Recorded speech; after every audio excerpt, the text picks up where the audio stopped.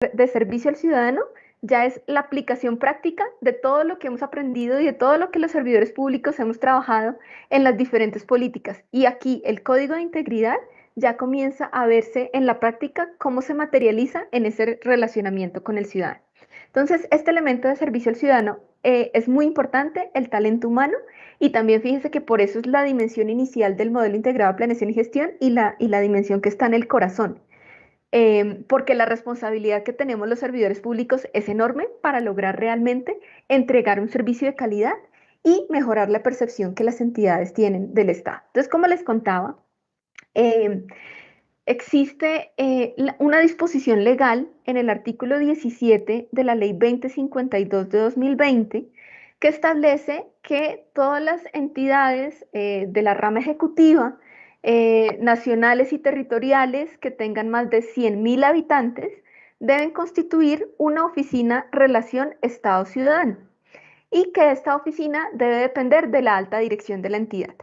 Entonces, el mes pasado logramos sacar y les contamos a los que nos pudieron acompañar en un encuentro transversal sobre esta herramienta, se llama Caja de Transformación Institucional para el Fortalecimiento de la Relación Estado-Ciudadano. Está también en la página web de Función Pública, cuando uno entra áreas de la entidad, dirección de participación, transparencia y servicio al ciudadano, enlaces de interés, ahí está la caja de herramientas. Allí les orientamos sobre cómo conformar esta oficina, cuáles podrían ser las formas de estructura organizacional más adecuadas. Si yo voy a crear una dependencia y esa dependencia la voy a poner directamente dependiendo de la alta dirección, o si yo voy a tomar una dependencia existente y fortalecerla, o si voy a crear un grupo de trabajo, o si voy a fortalecer una dependencia existente. Hay 4 formas diferentes de estructura que se proponen para las entidades. Al final de cuentas, la forma de estructura es lo de menos, ¿no? Lo importante es que realmente esta oficina de relación Estado-Ciudadano sea esa dependencia o esa instancia al interior de la entidad que logre que la política de servicio al ciudadano se implemente de forma articulada con la política de transparencia y acceso a la información, la política de racionalización de trámites, la política de participación ciudadana y rendición de cuentas. Esta dependencia tendrá esa visión estratégica del servicio, de la planeación, del hacer, del verificar y la implementación adecuada. Al final, el objetivo de esta dependencia es materializar el objetivo de la política de servicio al ciudadano, garantizar el goce oportuno y efectivo de los derechos de los ciudadanos. Fíjense que cuando uno comienza a pensar que el objetivo de la Oficina de Relación Estado-Ciudadano está relacionado con garantía de derechos, nuevamente se me quitan todos los mitos de que es simplemente erradicación de correspondencia o la atención en ventanilla, sino que comienza a tener un nivel estratégico inmediatamente porque necesita articular un montón de elementos al interior de la organización para lograr ese goce efectivo de derechos. Entonces la invitación es a consultar la caja de transformación institucional para el mejoramiento de la relación Estado-Ciudadano, que está en nuestra página web, y pues también cualquier asesoría específica, pues nuestro equipo está listo para atenderlos en articulación con la Dirección de Desarrollo Organizacional, que fue la dependencia que nos ayudó muchísimo en esta caja de herramientas, porque como les contábamos, en algunos casos puede requerir de una reforma de la estructura de la entidad y sabemos que una reforma de la estructura pues requiere de un estudio técnico, de un aval de presidencia, de un aval del Ministerio de Hacienda y de un montón de procesos relacionados con la modificación de la planta de estructura. Y entonces, pues para ello, la Dirección de Desarrollo Organizacional pues nos apoyó muchísimo. Si otra entidad definitivamente no considera que deba hacer una modificación a la estructura, sino que solamente debe fortalecer una dependencia existente, también en esta herramienta se establecen todas las recomendaciones para que lo pueda hacer y que esa dependencia fortalecida logre cumplir con los propósitos. Bueno, siguiendo con el hacer, vamos a seguir hablando de cómo mejoro el servicio al ciudadano ahora en la dimensión de gestión con valores para resultados. Entonces, si recordamos, en esta dimensión de gestión con valores para resultados, están los temas de fortalecimiento institucional, ¿no? Entonces, aquí el llamado es a poder identificar cuáles son esos procesos internos que tiene la entidad que están detrás de la entrega de bienes y servicios, de los trámites, de los programas, de los proyectos, todos esos procesos que al final su producto se entrega al ciudadano. ¿Y cómo logramos hacer para que esos procesos, digamos, la entidad tiene que mejorar todos sus procesos permanentemente, pero con un foco especial en aquellos que están dirigidos directamente de cara a los ciudadanos? Entonces, ¿cómo identifico esos procesos? Los tengo claramente documentados, que sea absolutamente claro cuál es la secuencia de actividades, quién es el responsable de hacer qué, cuál es el tiempo del proceso y que sea lo más sencillo posible. Eso es un elemento bien importante. Fíjense que uno podría pensar que por estos temas de gestión de calidad que desde el 2005 venimos charlando, uno pensaría que deberían estar listos y completamente simplificados e identificados al interior de las entidades. Sin embargo, todavía vemos que nos falta avanzar en eso y la idea es que realmente podamos tener que todo nuestro sistema de gestión esté basado en procesos y que esos procesos de cara al ciudadano sean lo más sencillo posibles, eliminando cualquier reproceso, cualquier solicitud de documentos que ya la entidad tenga y que el ciudadano no lo tenga por qué aportar.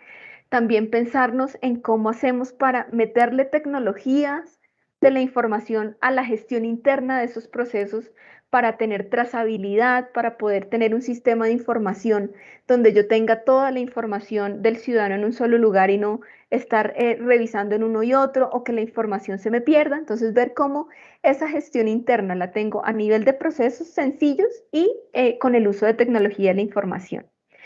También en la dimensión de gestión con valores para resultados, es importante que la entidad pueda tener manuales y protocolos para estandarizar el servicio. Acá esto es un poco más de ese trato, ¿no?, que se tiene con el ciudadano. ¿Cómo hacemos para garantizar que un ciudadano que se comunique con la entidad en una extensión u otra, una dependencia u otra, o una regional u otra, sienta un servicio homogéneo, un servicio cálido, un servicio amable y que sea el mismo al interior de toda la organización? Y algo importantísimo para nosotros es el tema de los canales de atención.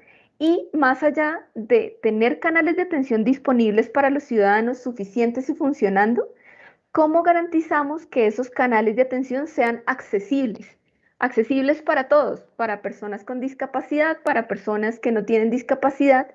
Es decir, que cualquier persona, sin importar su condición, pueda acceder a esos canales en igualdad de condiciones. Fíjense que con la pandemia, pues los canales virtuales han tomado total relevancia y es clave que esos canales virtuales que disponemos a los ciudadanos cuenten con esos mínimos de accesibilidad para páginas web que establece la resolución 1519 de 2020 del MINTIC, que establece la norma técnica del medio físico 6047 y que por lo menos tengamos allí software amplificador de pantalla, software lector de pantalla, centros de relevo, todas estas herramientas que son gratuitas, que el Ministerio de TIC nos apoya con la implementación, de modo que las personas con discapacidad auditiva o discapacidad visual puedan interactuar a través de los medios tecnológicos. Dado pues que por efectos de pandemia, pues las ciudadanos y las entidades hemos privilegiado el uso de los canales virtuales. Y también cómo garantizamos que los canales físicos de los espacios, de los puntos presenciales que tenemos a disposición de los ciudadanos cumplan con estos estándares de accesibilidad. Ahí hay una norma técnica de calidad, una norma técnica 6047. Esta norma técnica fue construida en el año 2015 desde el Programa Nacional de Servicio al Ciudadano del DNP junto con el ICONTEC. Y esas normas tienen, para ser una norma técnica colombiana, tiene un proceso de concertación y de participación de la industria, de los ciudadanos, de las entidades públicas, una norma muy completa y ahí pues tenemos todo un manual de cómo podemos garantizar la accesibilidad de nuestros canales de atención. Si uno se pone a mirar la norma, pues es un tema bastante completo. Ahí la invitación es a poder utilizar ese principio de ajustes razonables y es poder identificar cuáles son esas características de mi población objetivo y priorizar aquellos ajustes de accesibilidad que yo tengo que adecuar en mis canales de atención para comenzar con ellos. y de una manera progresiva seguir avanzando año a año hasta tener completo el cumplimiento de la norma técnica de accesibilidad medio físico 6047. Ahí el año pasado, finales del año pasado, creo que la última semana del año, salió la resolución 1519 del 2020. Esta resolución actualiza todos los temas de accesibilidad para canales virtuales. La invitación es a que la puedan consultar también y pues que ahí nuevamente está el Ministerio de TIC listo para también dar asistencia técnica en el cumplimiento de esa resolución y estaremos trabajando entre Función Pública y MINTIC para divulgarla con todas las entidades porque tiene elementos muy, muy interesantes y que buscan y le pegan directamente a estos objetivos de mejorar el servicio al ciudadano. Bueno, seguimos con el hacer en la dimensión de gestión con valores para resultados. Esta dimensión de gestión con valores es como la más gordita del modelo integrado de planeación y gestión. Entonces, otro de los temas importantes acá es la articulación de la política de servicio al ciudadano con la política de transparencia y acceso a la información. Por eso aquí tenemos estos temas de lenguaje claro. Entonces, ¿cómo garantizamos que la entidad se comunica con los grupos de valor de una forma precisa, certera y en lenguaje claro? ¿Cómo garantizamos que esa información es homogénea sin importar el canal a través del cual esté la información? Que si yo llamo por teléfono me digan lo mismo a que si yo busco por internet o a que si yo voy a una oficina presencial a preguntarlo, ¿no? Entonces, ¿cómo generamos un esquema de revisión de información, de actualización de la información para garantizar que la información es la misma y está actualizada? Y también, ¿cómo hacemos para poder identificar y poder hacer que la información que yo divulgue esté diferenciada de acuerdo con las características y necesidades de los grupos de valor, ¿no? Si yo sé cuáles son sus necesidades, cuáles son sus características, podría identificar a través de cuáles canales es mejor hacerles llegar la información, qué lenguaje puedo utilizar y también eso me dará luces sobre qué datos puedo abrir, para que, pues, evitar que el ciudadano me lo tenga que pedir por un derecho de petición, sino que ya lo encuentre en mi página web disponible, ¿no? Entonces, fíjense que esto le apunta directamente a ese principio de divulgación proactiva de la información. Entonces, ¿cómo yo identifico esas necesidades de información recurrentes de los ciudadanos? ¿Qué es lo que el ciudadano con mayor frecuencia me pregunta? Y entonces, para evitarlo a él, poner a hacer una petición y yo como entidad mover todo mi aparato para responderle la petición, entonces publicar esa información recurrente y de interés en la página web de forma proactiva para simplificar y ahorrar ese costo de transacción allí. Ya vamos a hablar ahorita más adelante del lenguaje claro. Recuerden que el lenguaje claro es ese tema de que la información la comprenda el ciudadano sin necesidad de tener un intermediario, que esa información le sirva, es decir, que la pueda utilizar y que está en lenguaje claro. Bueno, siguiendo con la dimensión de gestión con valores para resultados, otro elemento importante y de articulación entre la política de servicio al ciudadano es la política de simplificación de trámites, ¿no? Entonces, ya lo hablábamos hace un rato, cómo las entidades podemos tener claramente identificado cuál es ese portafolio de trámites, procesos y consultas de acceso a información que yo tengo a disposición de los ciudadanos. En alguna charla que tuvimos hace poco en la SAP, nos preguntaban cuál debería ser ese paso uno, ¿no? Que yo tendría que hacer para mejorar la relación con el ciudadano, mejorar mis trámites. Y uno decía, pues el paso uno es poder hacer esa identificación de ese portafolio de oferta institucional. ¿Qué es lo que yo como entidad pública le entrego a mi ciudadano? Le entrego pasaportes, le entrego afiliaciones al CISBEN, le entrego afiliaciones al sistema de salud, le entrego matrícula escolar. ¿Cuáles son esos productos que yo le entrego a mi ciudadano, ¿no? Y cómo divulgo esa información del portafolio. Recuerden que allí todas las entidades tenemos que registrar nuestro portafolio de trámites, otros procedimientos administrativos y consultas de acceso a información en el Sistema Único de Información de Trámites.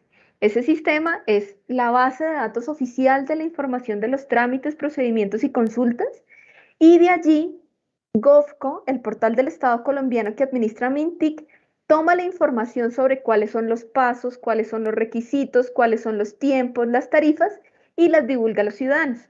Entonces, el primer paso sería ese, identificar ese portafolio de trámites, registrarlo en el Sistema Único de Información de Trámites, pero también mirar cómo comenzamos a construir piezas, infografías, carteleras en la página web, ¿cómo divulgamos esa información de los trámites en un lenguaje claro, ¿no?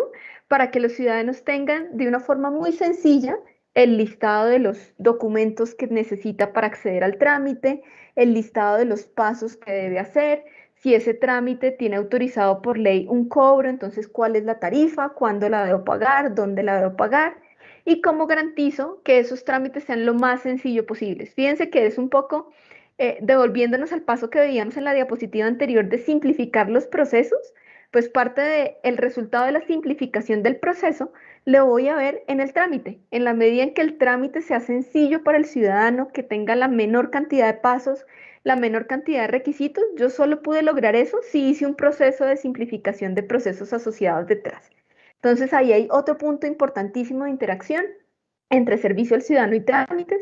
Y cuando pensamos en trámites, también pensamos en canales de atención, ¿no? Los trámites se hacen o en la página web o de forma presencial en los puntos de atención.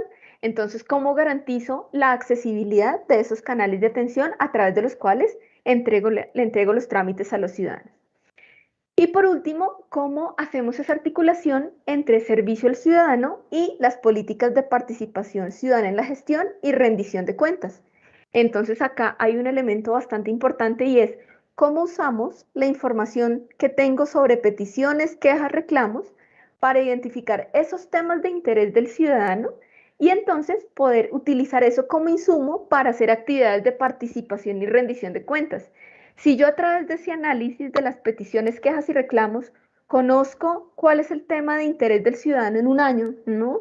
Y tengo muchas preguntas que me preguntan cómo fue la ejecución de ese proyecto, en qué me gasté la plata y que tienen ideas sobre cómo mejorar ese proyecto, qué mejor que utilizar esa información y entonces diseñarme un espacio de participación o de rendición de cuentas con esos ciudadanos y entonces igual reducir que ya el ciudadano no tenga que estar preguntándome y mandándome derechos de petición, sino que yo proactivamente más bien lo invito a participar para charlar sobre ese tema recurrente que yo identifiqué. ¿Y qué otra cosa puede ser un punto de articulación entre servicio al ciudadano y participación? Es aprovechar todos esos canales que yo dispongo para interacción con ciudadanos, para divulgarle precisamente cuáles son esos mecanismos y las instancias de participación que tiene la entidad. Con toda seguridad, si ustedes se leen en detalle los lineamientos, la actualización de los lineamientos de la política de servicio al ciudadano, cada una de estas cosas se multiplica por 10, porque en el lineamiento está con un nivel de detalle maravilloso y está muy clarito, paso a paso. Aquí básicamente traemos como un resumen de los principales elementos. La invitación es a leer el documento de los lineamientos completos, que ahí pueden tener mucha más orientación y mucha más información sobre estas articulaciones entre las políticas. Bueno, siguiendo en la materia, vamos a pasar ahora a la siguiente dimensión, que es el tema de la información y la comunicación. Ya lo hemos hablado a lo largo de la mañana. Y entonces acá es un poco esa elaboración y publicación de documentos, instructivos, infografías, donde yo claramente le entregue a los ciudadanos información sobre esas reglas de juego de la interacción, ¿no? Sobre los trámites, sobre cómo acceder a la oferta, sobre qué hace la entidad en lenguaje claro. Como también comenzamos a pensar en los documentos que yo genero como entidad, ¿no? Desde el marco normativo, las resoluciones, los decretos, los documentos técnicos, los manuales operativos, los documentos técnicos. ¿Cómo hago para generar unas versiones más sencillas de esos documentos? Entonces, ¿cómo hago para, por ejemplo, el Ministerio de Trabajo sacó un decreto en donde establece cómo los empresarios pueden tener acceso a deducciones en impuestos por vincular a jóvenes, ¿no? Y entonces está el decreto. Pero a veces la lectura de un decreto implica pues un conocimiento de derecho o usa un lenguaje un poco más complejo. Entonces, ¿cómo puedo yo, Ministerio de Trabajo, por ejemplo, coger ese decreto y generar una versión mucho más simple, mucho más en un lenguaje claro, a través de una infografía que la publico en la página web y a los empresarios cuando la lean van a saber muchísimo más fácil cómo es que es ese tema del decreto del beneficio tributario que tiene por vincular a jóvenes? O por ejemplo, cómo en la alcaldía pues está todo el proceso de cómo funciona la vinculación al CISBEN, la encuesta, y todos los pasos que tiene que hacer el ciudadano. A veces puede que no esté tan fácil y entonces el ciudadano no entienda y entonces venga a mi oficina 2, 3 veces a preguntarme, bueno, ¿cómo puedo hacer? Y entonces más bien me invento un video donde explico cómo es el proceso de la encuesta del CISBEN, por ejemplo, o entidades tan técnicas y rigurosas como el INVIMA o el ICA, ¿no? Que tienen todos estos temas de la seguridad sanitaria y entonces hay unas guías técnicas. Bueno, si necesito llegar a un campesino para contarle cómo puede ser esa buena práctica agropecuaria para evitar las plagas y cómo debo hacer el uso de los plaguicidas, puede que ese documento técnico sirva muy bien para los agrónomos, pero para el campesino tal vez sirva una infografía o un folletico sencillo. Entonces, la invitación es a que miremos cuáles son esos documentos que generamos y cómo podríamos transformarlos en unas versiones más simplificadas. Y otro elemento muy importante que está relacionado con estos temas de servicio al ciudadano, recuerden que pues en nuestro país, y eso es una ventaja y es una cosa muy positiva, que tenemos esta diversidad cultural tan rica y todavía tenemos comunidades que hablan en lenguas nativas, no hablan español, hablan su lengua nativa. Y entonces, ¿cómo hacemos realmente para comenzar a pensar en ellos, ¿no? Son ciudadanos colombianos, para mostrarles la información institucional en su lengua propia, ¿no? Y entonces, ¿cómo nos inventamos una estrategia para no solo traducir al lenguaje claro mi folleto, mi decreto, mi manual técnico, sino también cómo traducirlo a lenguas nativas de las comunidades indígenas del Cauca, de la comunidad de La Guajira? ¿Cómo llego realmente a ellos con una información en su lengua? Ahí hago un paréntesis porque no me acuerdo si está más adelante o si no lo mencioné atrás, y es esa responsabilidad que tenemos las entidades de responder peticiones que vienen en lenguas nativas, ¿no? Si viene un arhuaco a mi entidad a función pública a preguntarme sobre SIGEP y quiere hacerle la petición en lengua nativa porque no sabe hablar español, mi responsabilidad como entidad es, si yo no tengo a nadie que hable arhuaco en función pública, grabar la petición al ciudadano, contarle que, pues pedirle la autorización para grabarlo en la lengua nativa, yo como entidad gestionarme un traductor que me traduzca de arhuaco a español, responder la petición y nuevamente traducir la respuesta de español a arhuaco para dársela de respuesta al señor. Eso es un tema bien importante. Tenemos la obligación como entidades públicas, el deber, y lo hacemos con todo el gusto, de poder recibir y dar respuesta a las peticiones en lenguas nativas, en la lengua nativa. El señor no tiene por qué hablar español. Yo, como entidad pública, necesito buscarme la forma de conseguir un traductor, entender qué es lo que el señor está pidiendo y lograr entregarle la respuesta. Recordemos allí que el Ministerio de Cultura tiene el listado de todos los traductores oficiales a lenguas nativas. El Ministerio de Cultura no presta el servicio de traducción porque pues, son traductores particulares lo que lo hacen, pero sí nos tiene la información de esos traductores oficiales, que yo como entidad puedo ya contratarlo para que el señor me ayude en esa traducción de las peticiones. En este tema de información y comunicación, queríamos compartirles sobre la circular 100 del 2021, salió la semana pasada. Tiene directrices para fortalecer la implementación del lenguaje claro en nuestras entidades.